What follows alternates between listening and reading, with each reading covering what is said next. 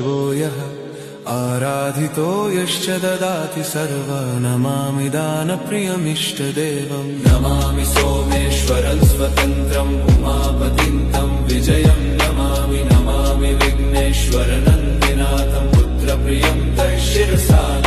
नमामि देवं भवदुःखशोकविनाशनं चन्द्रधरं नमामि नमामि गङ्गाधरमीशमीड्यमुमाधगं देववरं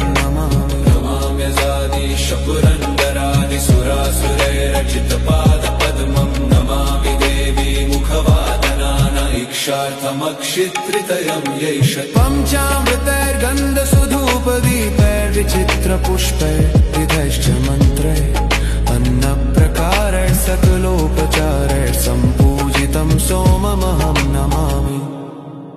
नमामि शम्भुं पुरुषं पुराण नमामि सर्णं कमपारवाम नमामि रुद्रं प्रभुमक्षयन्त नमामि शर्वं शिरसा